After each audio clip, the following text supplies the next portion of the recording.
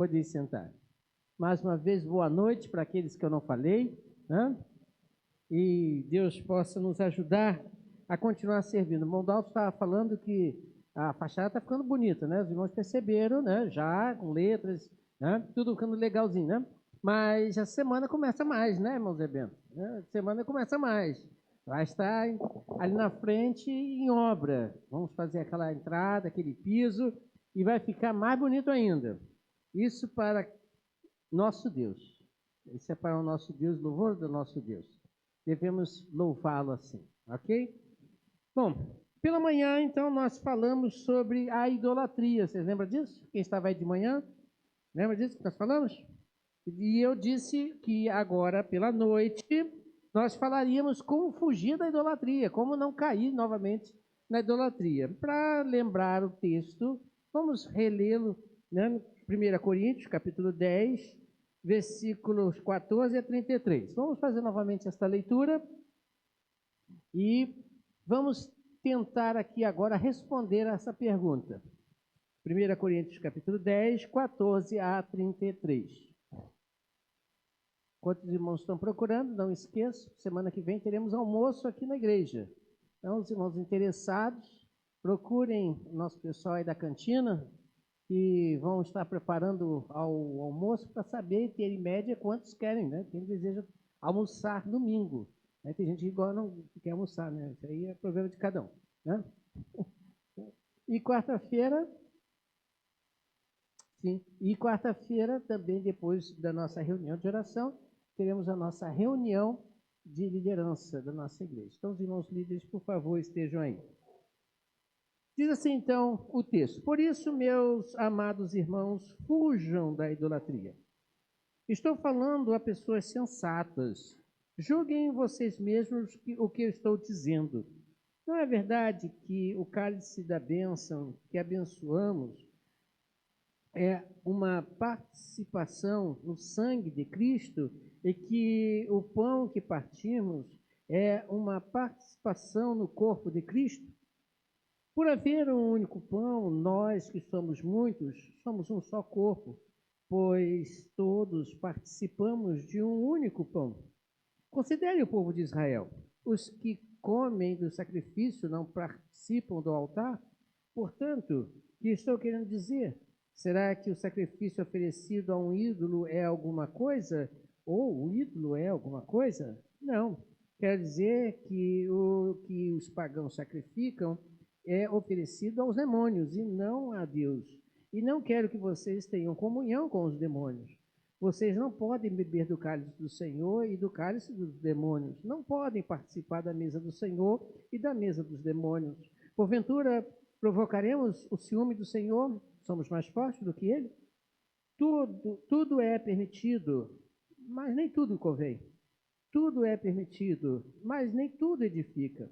Ninguém deve buscar o seu próprio bem, mas sim o dos outros. Comam de tudo que se vende no mercado sem fazer perguntas por causa da consciência, pois do Senhor é a terra e tudo o que nela existe. Se alguns descrentes o convidar para uma refeição e você quiser ir, coma de tudo o que lhe for apresentado, sem nada perguntar por causa da consciência.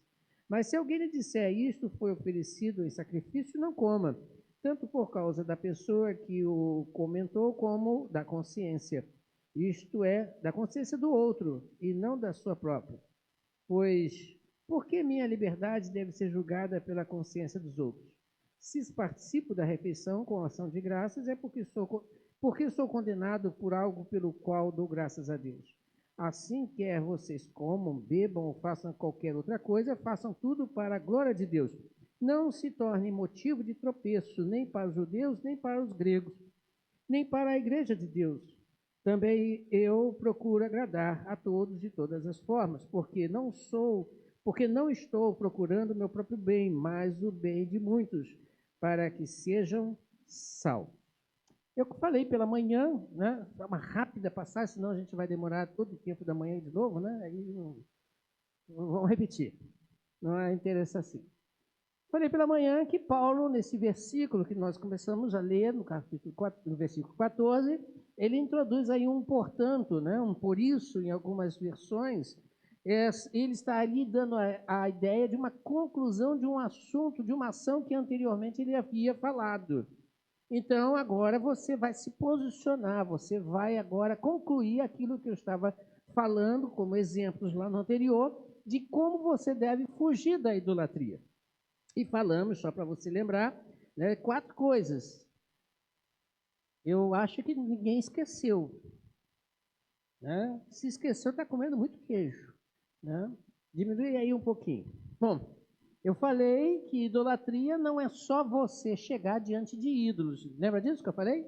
Né? Não é só chegar diante de um ídolo, de uma imagem, de um ser criado por Deus mesmo, como a gente vê exemplos no mundo afora, e ali se curvar como aquilo se fosse Deus, o Todo-Poderoso. Isso também é, mas não é só isso não. Lembra disso?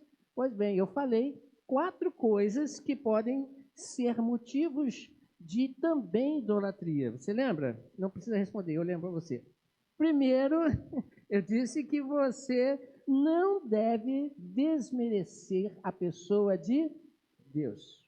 E mostrei a vocês que a idolatria lá do povo de Israel, quando eles estavam lá no deserto caminhando, eles se queixaram uns com os outros, dizendo que tivesse melhor ficado lá no Egito, porque tinha carne para comer. Você lembra disso?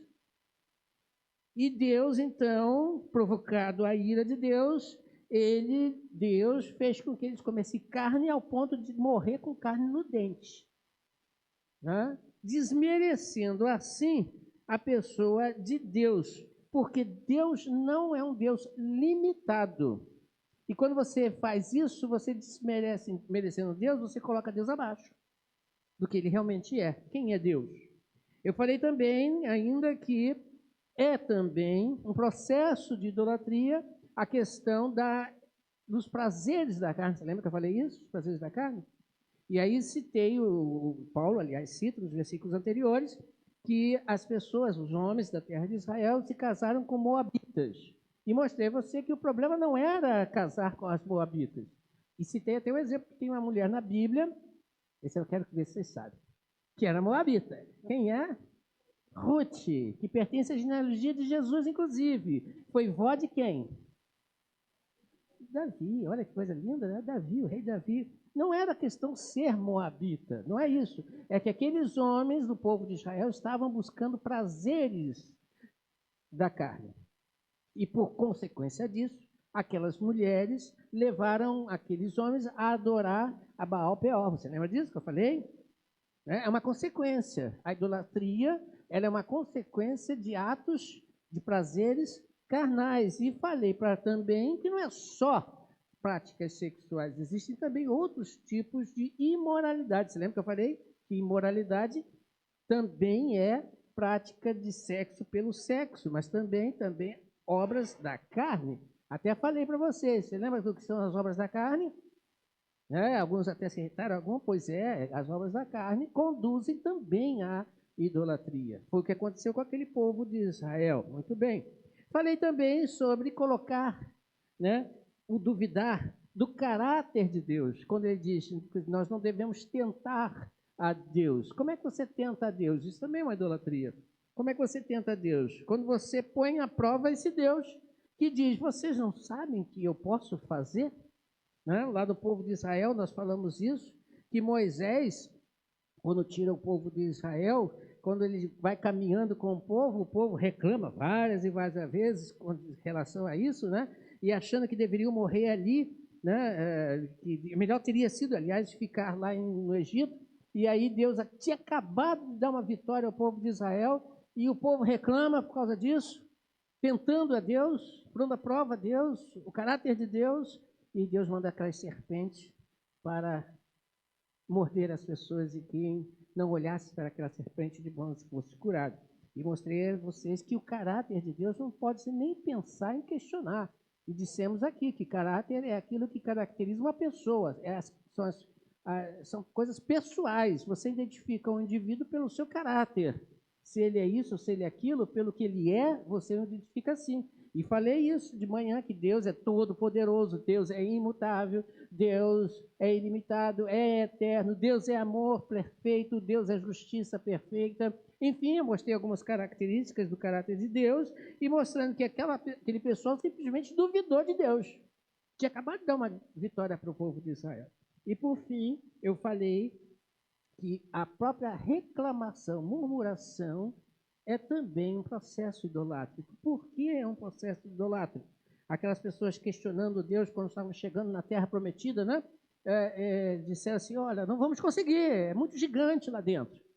E Josué e Caleb dizem, não, Deus é conosco, Deus vai conseguir, Deus vai nos entregar isso aí, Ele prometeu. E aquela multidão de pessoas reclamando, chorando, lamentando, que Deus os trouxera para morrer no deserto e coisa e tal. Aí Deus fala assim, ah é? Vocês querem murmurar mesmo? Vocês estão aí duvidando do que eu posso fazer? Muito bem, vocês estão reclamando e não sei o quê? Então também ninguém entra. Todo mundo que viu as minhas maravilhas, interessante Deus dizer isso, todos os que viram as minhas maravilhas não vão entrar, vão ficar no deserto. Só entrou quem? Josué e Caleb. Nem Moisés entrou. Isso é para outra coisa. Né? Nem Moisés entrou. Pois bem, aí eu falei, aí eu disse que hoje nós falaríamos como também nós podemos evitar cair na idolatria. Voltando ao versículo 14, e aí nós vamos ver aí que ele diz no versículo 14, a expressão de Paulo aos Coríntios é fujam da idolatria.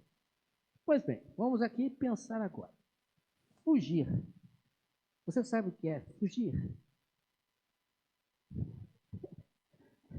Parece uma pergunta boba, né?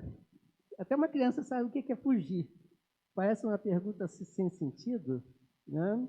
Eu acho que todo mundo aqui sabe o que é fugir, né? Mas quando você foge de alguma coisa sem pensar, você pode até se dar mal. Você pode até se dar mal. Uma vez, eu estava assistindo na internet, que às vezes eu gosto de ver com certos vídeos no YouTube, e eu acho que vocês devem ter visto também de um caminhão, não sei, de bebidas, ele tombou e saiu espalhando aqueles cacos de garrafa de vidro, quebrando, né? E uma pessoa que estava andando na calçada escapou, porque simplesmente subiu no muro ou no portão de uma casa. Ele fugiu daquela situação, mas ele fugiu com inteligência. Ele não saiu correndo, em disparada. Até porque, irracionalmente pensar, né, que você vai conseguir correr mais rápido do que a velocidade que vem aqueles vidros, né, caindo ali. Né? Isso é até fisicamente quase que impossível você correr mais rápido que aquilo. Né? Então, ele usou a sua inteligência. Você usa inteligência? Sim, você usa. O problema é como você usa a inteligência. Às vezes você desliga o botãozinho, chamado botão da inteligência, e você às vezes foge de situações e se dá mal, porque fugiu mesmo daquilo que estava acontecendo. Aí você pergunta, por que aconteceu isso comigo? Porque você fugiu sem pensar naquilo que estava acontecendo. Porque fugir, a palavra grega aqui, que você sabe que gosta dessas palavras, né? A palavra grega aqui quer dizer fugir em busca de algo ou alguma coisa ou algum lugar seguro. Não é simplesmente sair correndo, não. Não é simplesmente deixar para lá, não. É ter na sua mente para onde devo ir. E qual é este lugar a qual Paulo está dizendo? Fujam da idolatria, ou seja, saiam, corram disso daí, mas vá para um lugar seguro. Porque lá você vai encontrar realmente segurança. Muito bem. Ele vai dizer aqui algumas coisas no versículo 15 primeiro, veja, eu destaco aqui. Versículo 15, desse texto que nós lemos.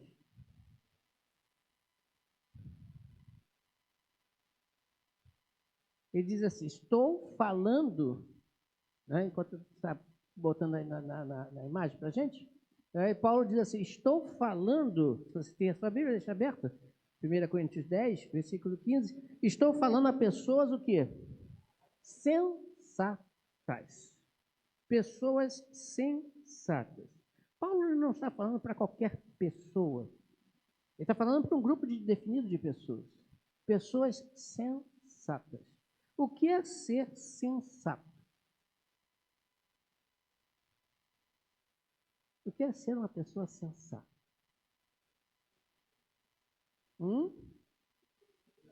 Coerente, sábio, né? Equilibrado.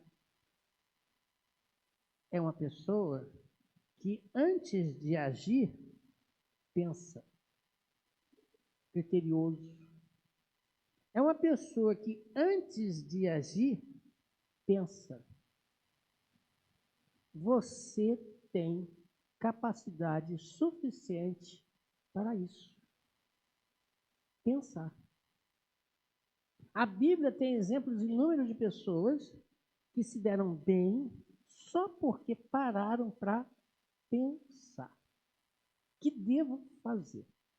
Se não conseguiram a resposta pelo seu próprio raciocínio, encontraram a resposta em Deus.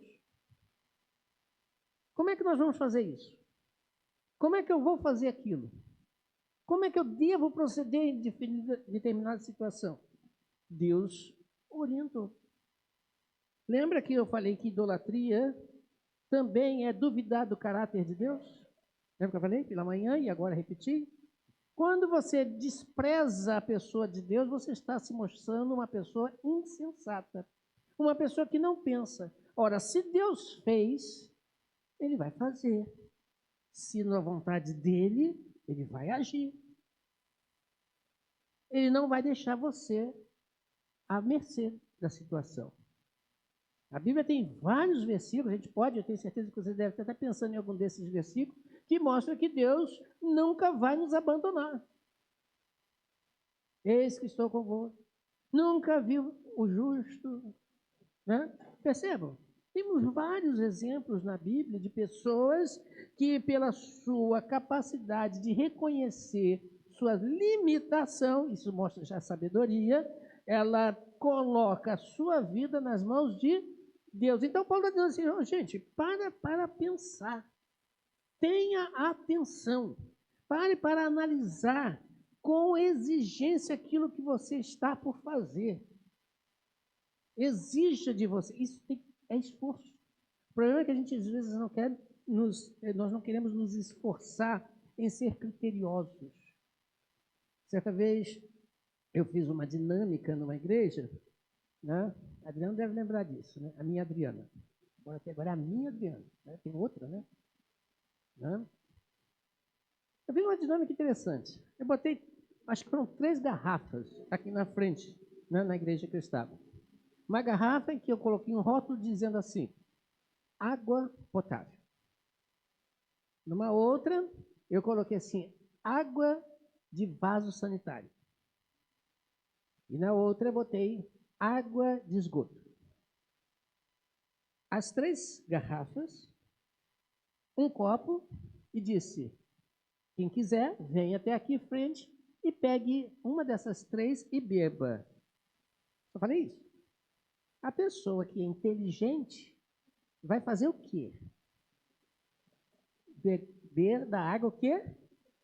Potável. Parece uma coisa assim, meio sem sentido do meu exemplo, mas eu falei assim, você faz isso contigo, no físico ali, porque está vendo? Ou você fez isso pelo que eu disse para você fazer? De novo, você pegou a água potável porque eu falei que ali tinha, que eu tinha dito que tinha uma água potável? Ou você pegou porque achou que aquela água clarinha era ela a potável? Porque tinha 2 claras. A do vaso sanitário, se você nunca parou para pensar, quando ele está limpinho, é água clara. Você fez o quê? A pessoa que foi lá até a frente, eu perguntei depois, por que você pegou a água potável? Ah, é lógico, eu não vou beber água de vaso. E nem tampouco a água de esgoto, coisa do tipo. Eu falei, muito bem, você usou de sabedoria, mas sabedoria pautada em quê? Na minha, porque podia botar o rótulo e não sei o que estava ali dentro. Ok? Mesma coisa para com Deus. Quando você despreza Deus por qualquer que seja o motivo, você está mostrando insensatez. Você está indo pelos seus próprios olhos.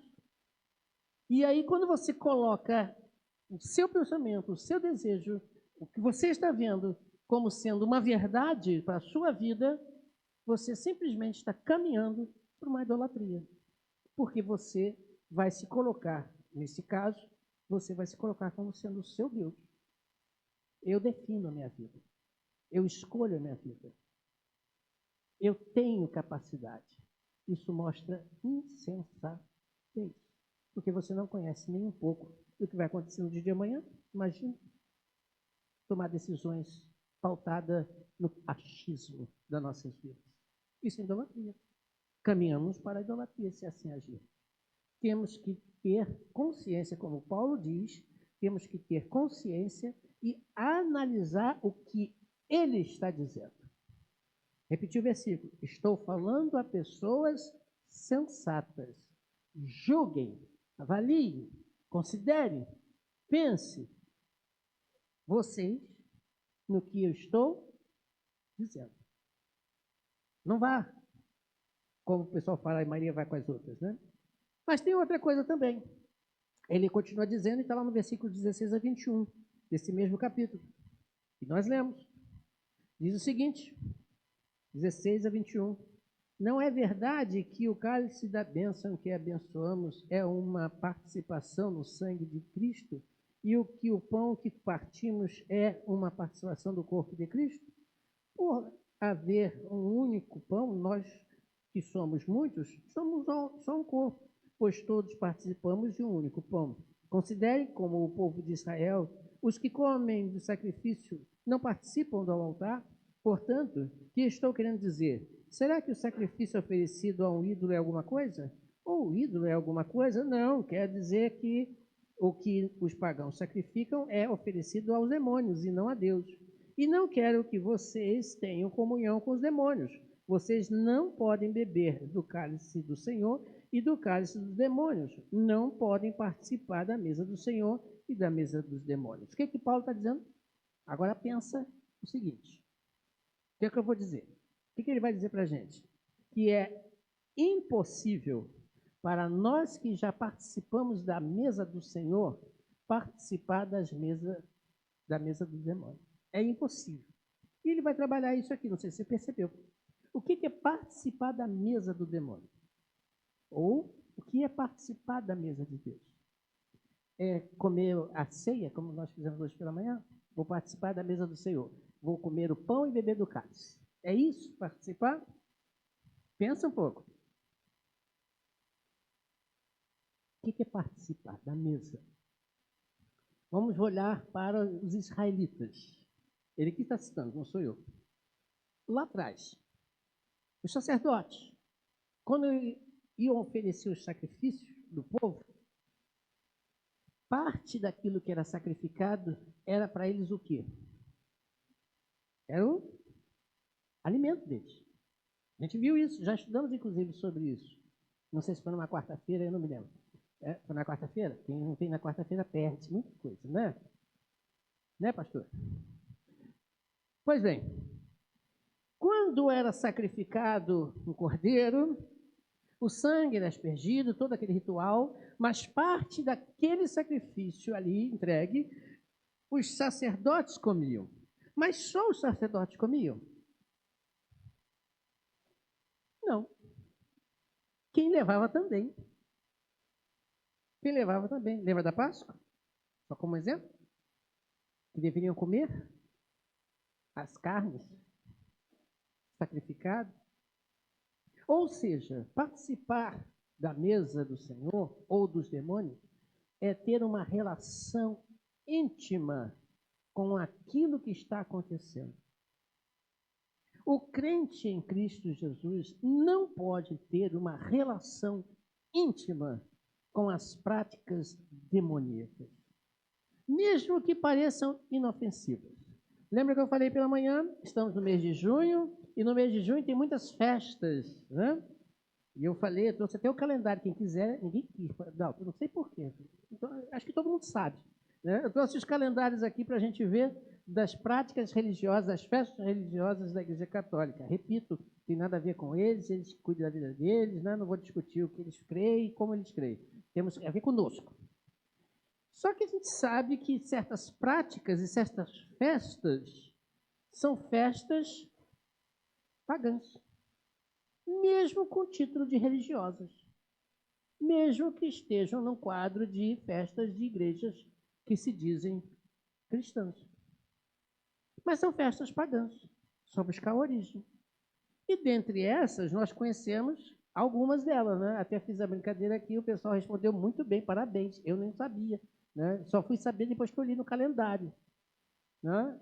Quais eram os dias e quem se comemorava naquele dia, que era a tal festa de São João, e pois é. Aí vem os crentes, e vem uns camaradas desse aí que querem participar, mas não podem participar, que vai ficar muito chato, né? Aí faz o quê? Imitam. Vão fazer festas joaninas. Né? Não é assim que faz? Já que eu não posso ir lá, trago para cá. Muda o nome e está tudo bem. Não está não. Festa da roça. Eu falo o seguinte, gente, quer fazer uma festa desse tipo? É bonito, gostoso de comer? Cinema lareira? Tudo bem, faça. Faça, por exemplo, em dezembro. Por exemplo. Né? Faça em novembro, fevereiro, maio. Mas não lá. Na nossa classe pela manhã dos jovens, teve um jovem que falou uma coisa interessante. Quando ele era adolescente, piquititi, né? Ele disse que foi uma moda lá na região onde ele morava, pintar o cabelo de amarelo. Essas modas de vez em quando aparecem, hoje chegou a rosa também, um negócio assim, né? Como era época de carnaval, aí que a coisa pegou mais fogo, né? Aí a mãe dele falou assim, meu filho, não faça isso agora não, você quer pintar, pinta, mas não faz isso agora não, deixa passar o carnaval, pinta outra época, não faça isso não. E realmente ele falou que não fez, para não parecer que ele estava fazendo ou participando de uma festa pagã. Sabe essa mãe quando falou isso? E sábio foi ele em ouvir o que a mãe estava falando. Então, veja bem, mesma coisa, Deus está dizendo assim, gente, Paulo fala, comer carne, de mal nenhum, tudo é de Deus. Você leu isso comigo no texto, né?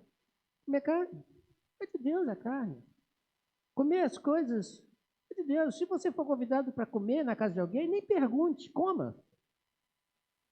À vontade. Porque é Deus que fez tudo. É de Deus. Mas, aí vem o mais. Aí Jesus Cristo, Deus, Paulo, inclusive, fala assim, mas, né, não quero que vocês tenham intimidade com práticas pagãs. Não faça isso. Vocês não podem fazer isso. Porque quando ele diz aqui, participar da mesa, a palavra grega participar dá a ideia de também cultuar. Estar junto, oferecendo junto. Olha como é que a coisa é muito mais do que simplesmente uma festa. Se não falarem nada, toca o barco, coma à vontade.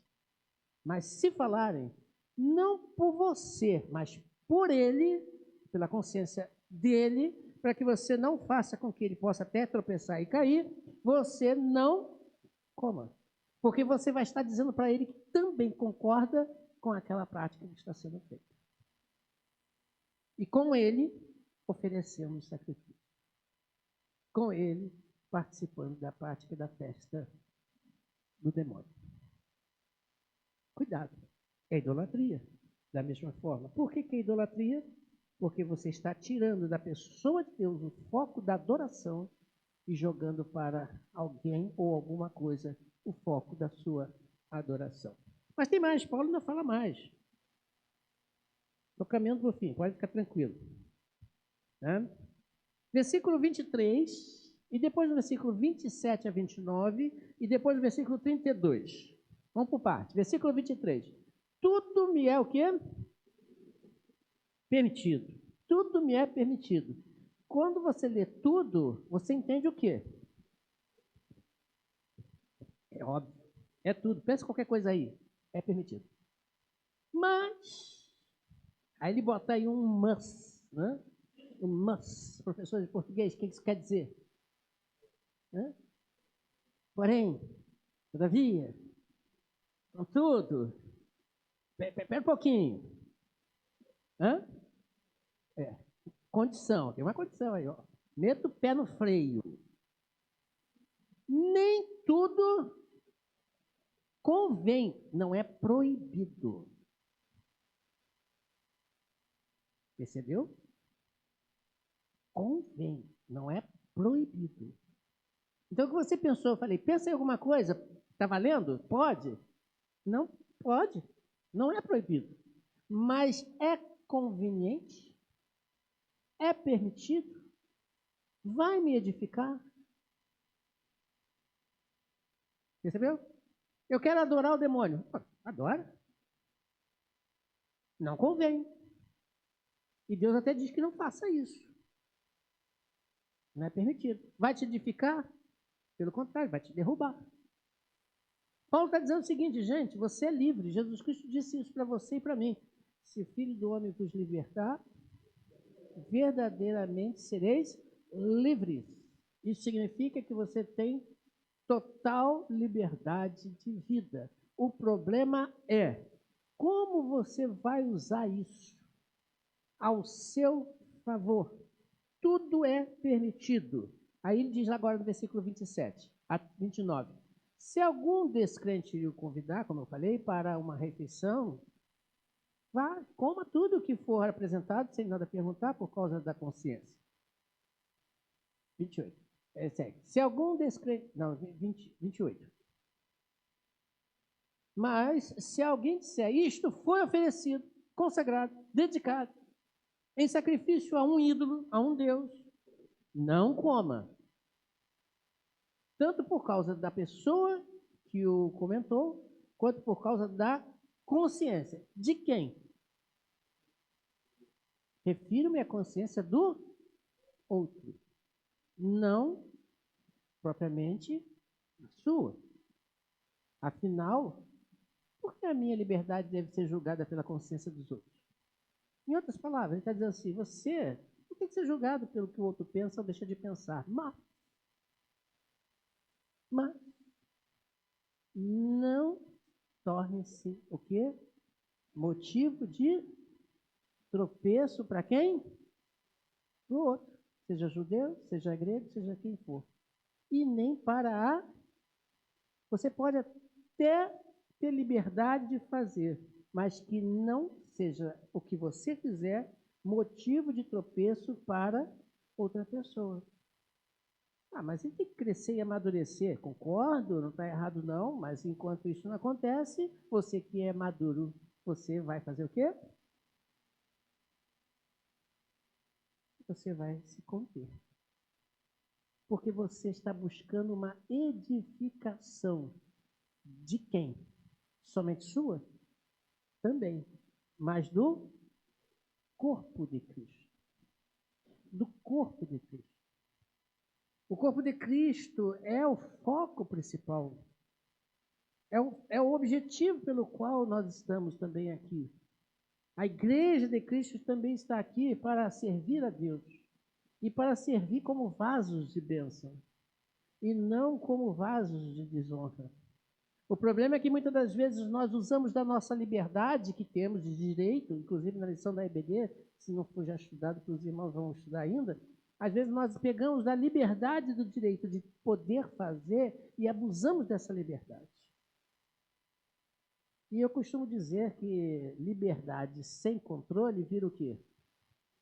Libertinagem. Tem que ter controle. Mas o controle parte de você primeiro para você. Aonde está a idolatria aí? A idolatria, exemplo, Josué e Caleb. Ele disse, Deus faz. Eu posso com meu Deus. Eu estou com meu Deus. E o povo simplesmente se voltou-se para trás. Eles foram tropeços. para o povo de Israel. Enquanto poderiam entrar o mais rápido possível, passaram somente 40 anos, mais um pouquinho na terra lá do deserto e caindo todo dia alguém. Porque simplesmente se rebelaram contra Deus. Participaram da mesa dos demônios. Não quiseram participar da mesa de Cristo. Percebeu a idolatria? Todos nós, veja, nós temos muitos motivos, muitas ideias, muitas coisas, mas o principal que você e eu devemos fazer está no versículo 31.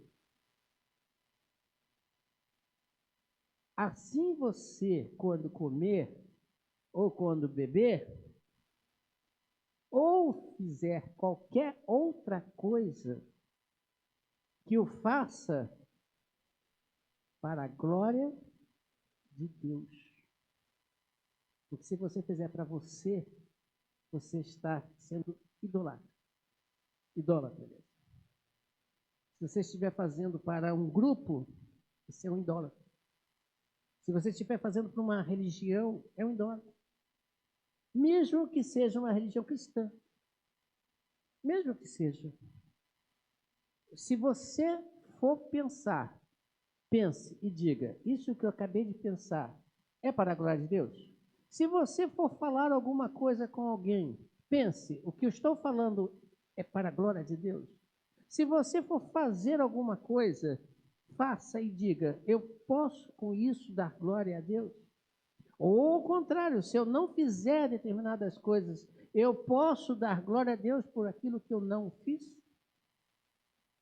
Se você não conseguir responder sim, é porque não é para ser feito ou deve ser feito. Se você não consegue, tem dúvidas, peça a Deus. Porque você está descentralizando a pessoa de Deus da sua vida e colocando qualquer outra coisa menos Deus no centro, que é o ser a ser adorado por cada um de nós. Então, Paulo ele vai amarrar isso tudo para você e dizer assim, fuja, saia correndo com sabedoria para o lugar certo, para que você não tropece e não venha cair nessas coisas, que o mundo está repleto de pensamentos, ideias e teorias, que vem justamente tentar fazer com que você e eu, né, não estou imune também a isso, a vir a cair, simplesmente num processo idolatra e sem estar nenhum boneco na minha frente. Percebeu? Tem nada, nenhuma imagem, nenhum santo. E eu estou vivendo em idolatria. Perceberam como é que a coisa funciona? Então vamos pedir a Deus sabedoria. Porque você tem sabedoria, eu sei que você tem. Mas Deus quer te dar mais.